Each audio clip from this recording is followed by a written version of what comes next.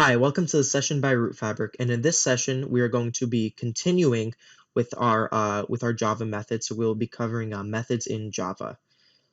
So just to reiterate, we will be creating a simple bank program, and we will make sure to utilize methods in our program so we can get an understanding for how methods work.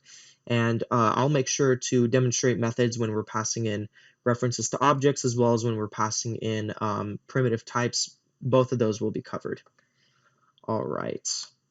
So let's just go to our Eclipse workspace, and then we're just going to create a new class, and I'll just call this bank methods, because we already have one called bank, so I'll just call this bank methods, and I will make sure to create the main method. You could also write it in if you wanted to, of course.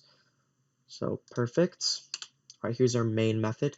So the idea here is we already have one method, of course, main, the one method that is required if you want an executable program, but we're going to be creating our other methods as well outside of main, so up here, and then we're going to call them from main. So before we start, we should think about what methods we want. So what do we want our program to do? So what do we need our program to do? So we need to get a name from the user. So we'll put this in a method. We can put this in a method. All right, we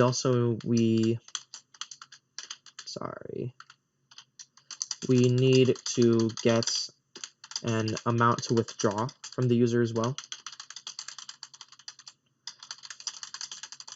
So however much the user wants to withdraw, we need to get that information from them as well. We'll put this in a method because we're trying to demonstrate methods.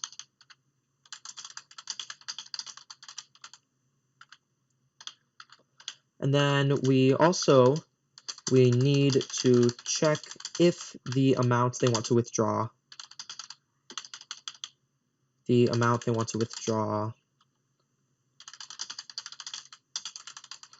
is valid.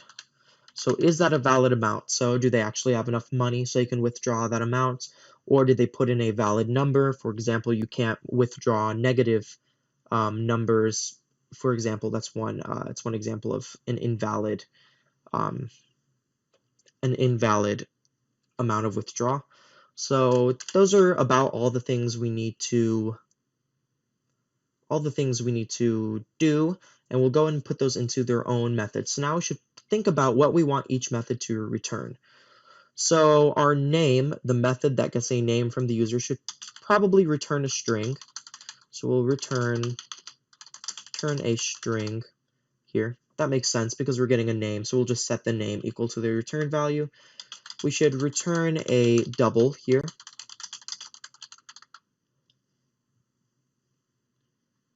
Because of course we're getting an amount to withdraw, so that's probably going to be a double. So we should return a double here. And then we need to check if the amount they want to withdraw is valid.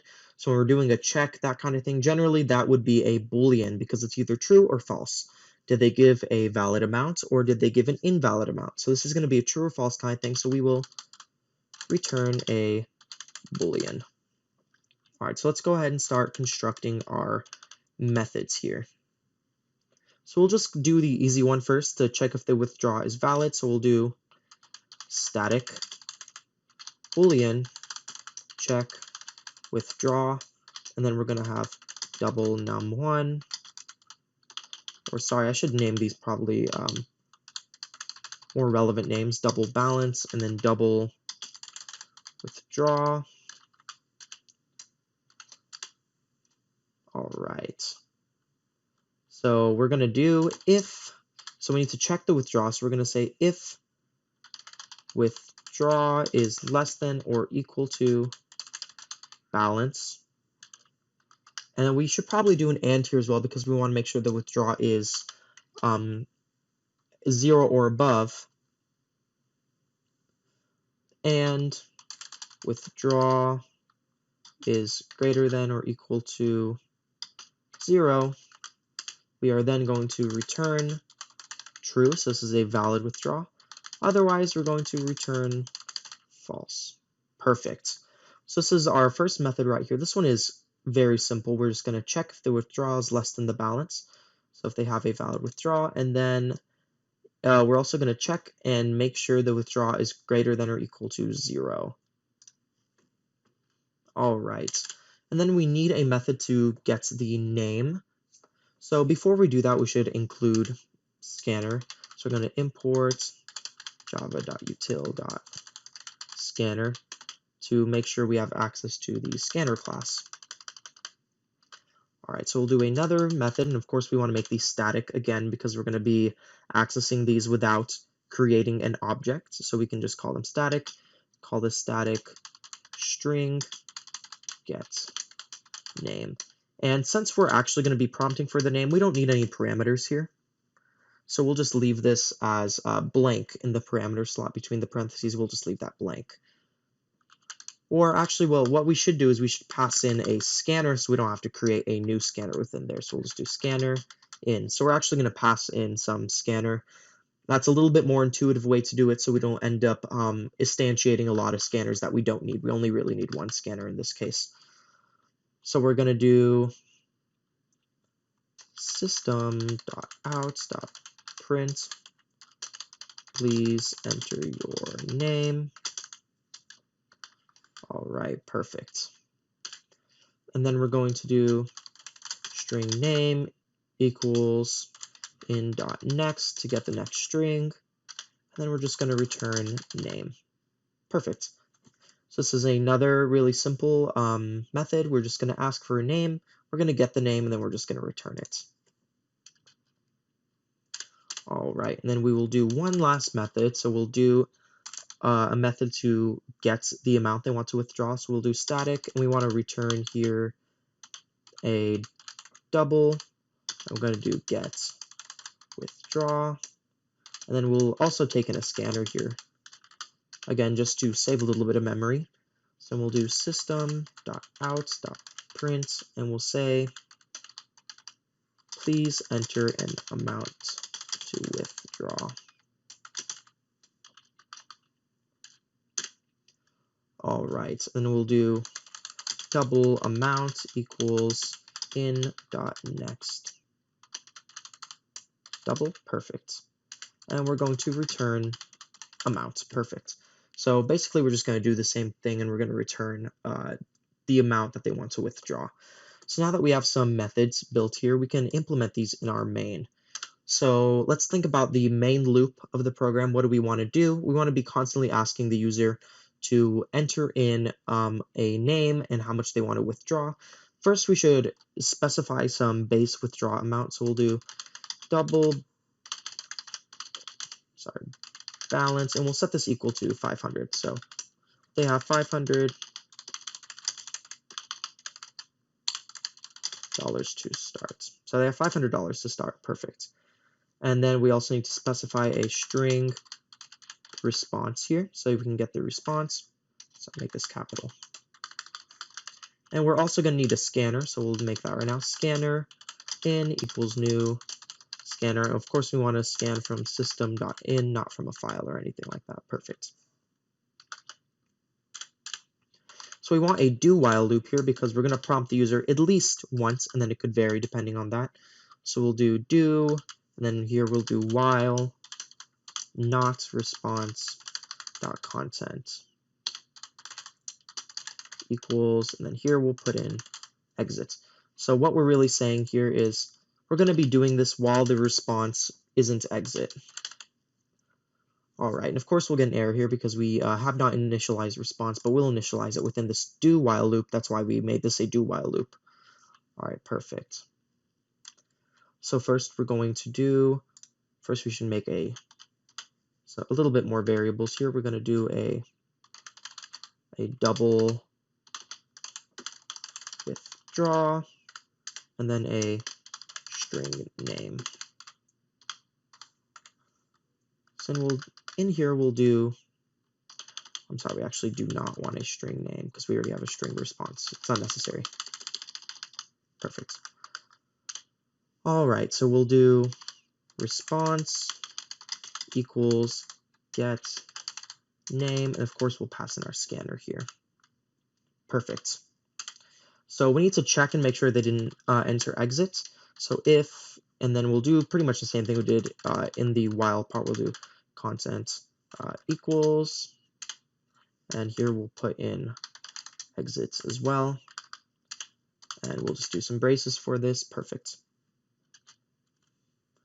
We will do amount equals get withdraw. We'll pass in the scanner again. Perfect. So now we need to do a little, sorry, this is actually named withdraw. So now we need to do a little bit of logic here. We just need to make sure that that it's valid. So we have a function for this already. So if, and then we're going to do, I believe to call it check withdraw, and then we're going to do balance withdraw.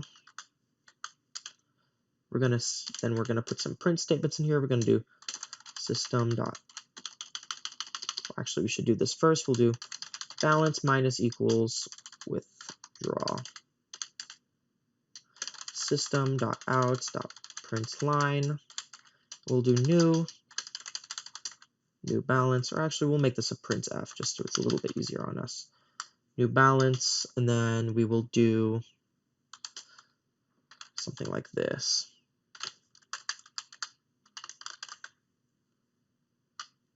Perfect. And here we'll just put balance, and we'll end that. All right, perfect. And then, so if we check the withdraw and it's not a valid withdraw, then we're just going to print out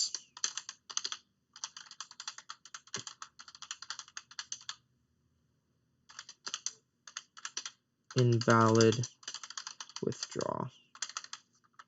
Perfect. All right, so this should be just about the entire program. So let's just break this down one more time before we run it. So we set up a scanner, and then we set up an initial balance. And then basically we're going to repeatedly be asking the user, we're going to get their name, and then we're going to get how much they want to withdraw. And then if the withdraw is valid, then we're going to process the withdraw and print out the new balance. Otherwise, we're going to say, yeah, that's an invalid withdraw, and this is going to continue looping until the user types in exit, in which case the program will just exit normally. It'll go through all this, the while loop will end, and then the main method will also end. All right, perfect. All right, so please enter your name. Just put in my name. And the amount I want to withdraw, I want to withdraw $100. So new balance is $400, and we got prompted again. So now I'll put in my name again, and how much I want to withdraw. Let's say I want to withdraw, $300. Perfect. Put in my name again. Then let's say I want to withdraw a negative number. Let's just try that out. If we put in -50, it'll say invalid withdraw because you can't withdraw a negative number, obviously. So we'll put in our name, and we have $100 left. So let's say we want to withdraw 105. It'll say invalid withdraw. Perfect. So now if we type in exit, the program should exit normally. Perfect. So it terminated right up here. So everything works as expected, luckily. And as you can see here, these are our 3 methods we created. And over here we passed in primitive types. So these types were passed by value. Well, all types, really I should say all parameters are passed by value, but we can't actually edit any data here because they are destroyed once. So these 2 parameters here are actually destroyed once the method ends.